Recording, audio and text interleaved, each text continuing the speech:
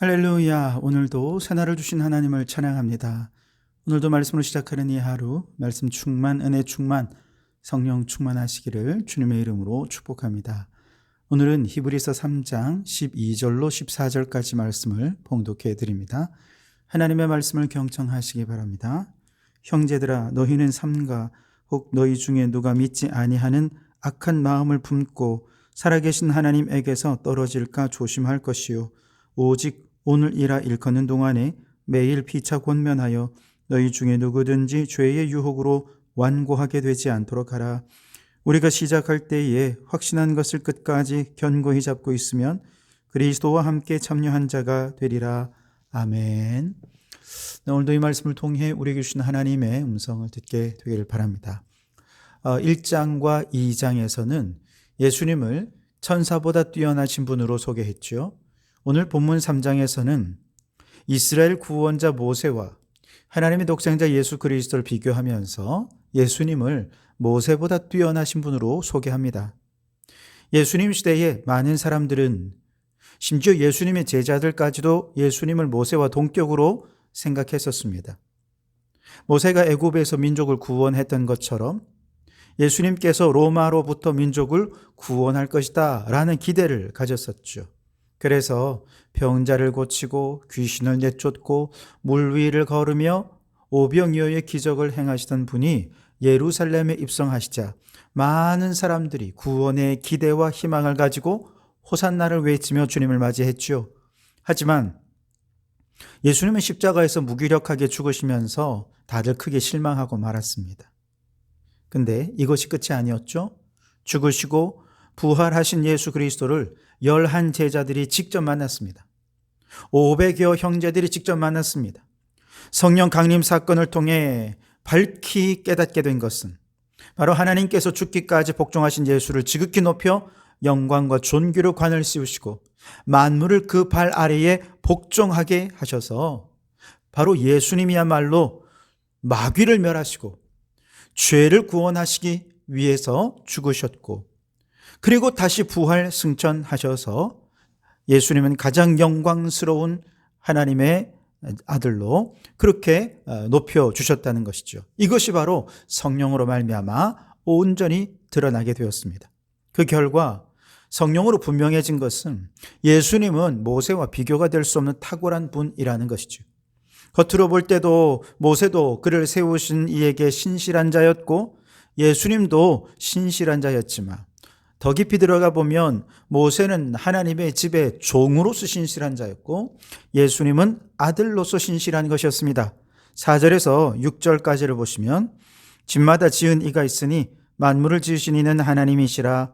또한 모세는 장래에 말할 것을 증언하기 위하여 하나님의 온 집에서 종으로 신실하였고 그리스도는 하나님의 집을 맡은 아들로서 그와 같이 하셨으니 우리가 소망의 확신과 자랑을 끝까지 붙잡고 있으면 우리는 그의 집이라 그랬습니다.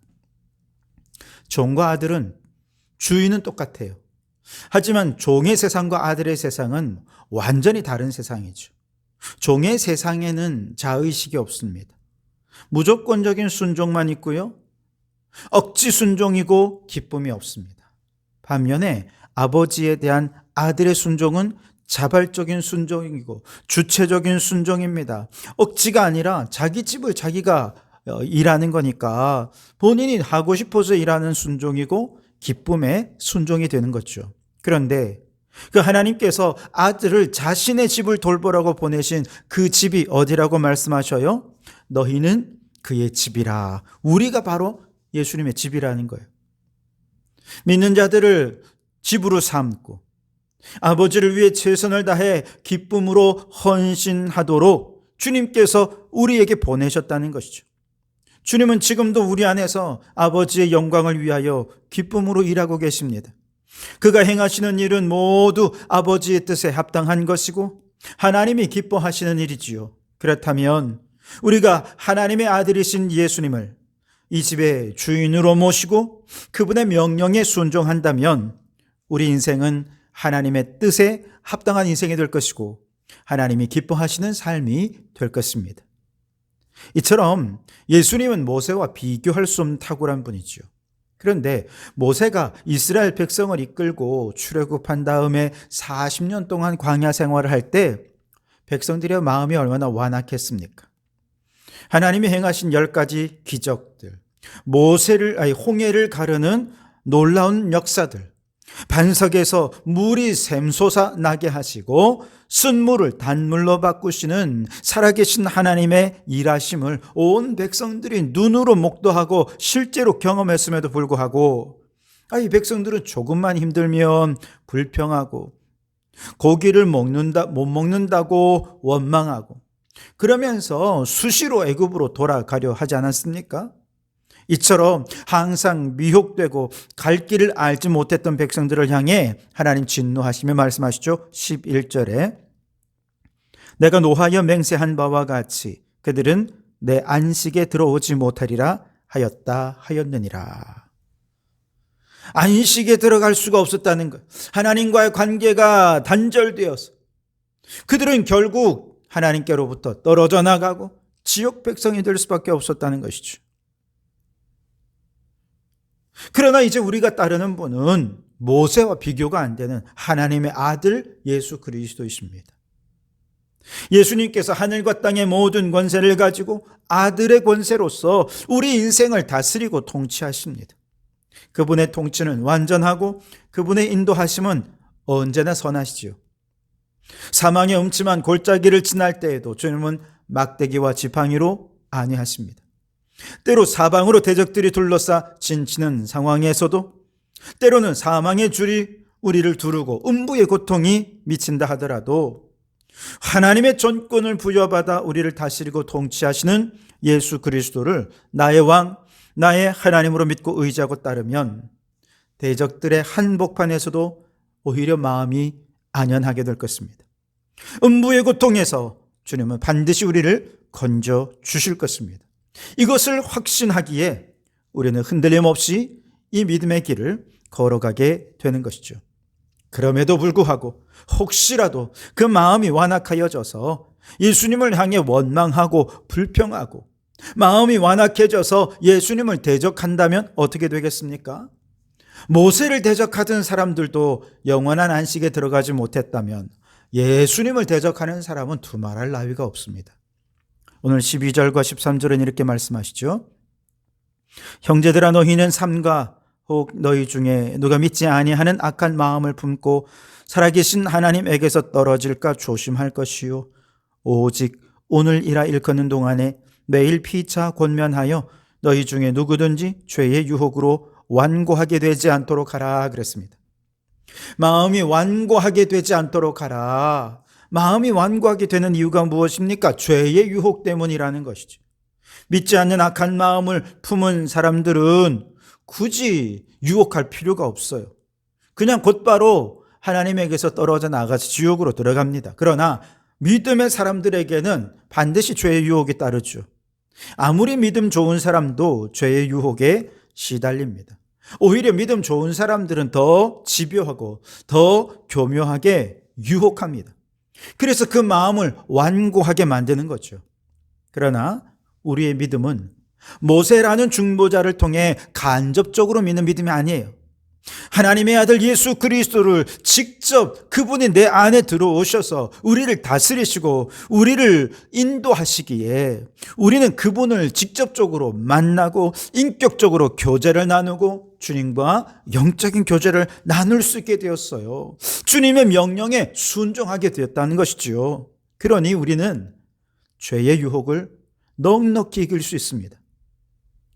하지만 인간은 또 연약하기에 주님과 이 인격적인 교제가 느슨해지면 곧바로 마음이 완고하게 될 수 있어요. 그래서 하나님께서는 믿음의 공동체를 주셔서 서로 피차 권면하며 매일매일 주님과의 관계를 점검하고 주님께 순종하게 하신 것이죠. 이처럼 스스로 믿음에 굳게 서고 공동체가 함께 도와서 마음을 부드럽게 하여 주님을 따르되 끝까지 변함없이 따르면 어떻게 되는가? 14절에 우리가 시작할 때에 확신한 것을 끝까지 견고히 잡고 있으면 그리스도와 함께 참여한 자가 되리라. 아멘.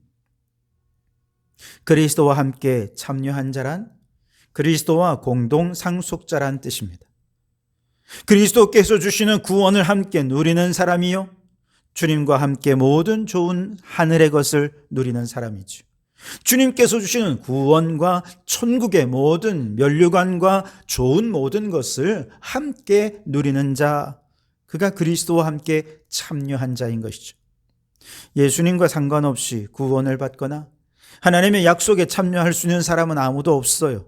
오직 예수님을 믿고 함께하는 사람들에게 천국 백성이 되고 천국의 상속자가 되어 하나님의 은혜를 영원토록 한량없이 누릴 수 있게 되는 것이지요.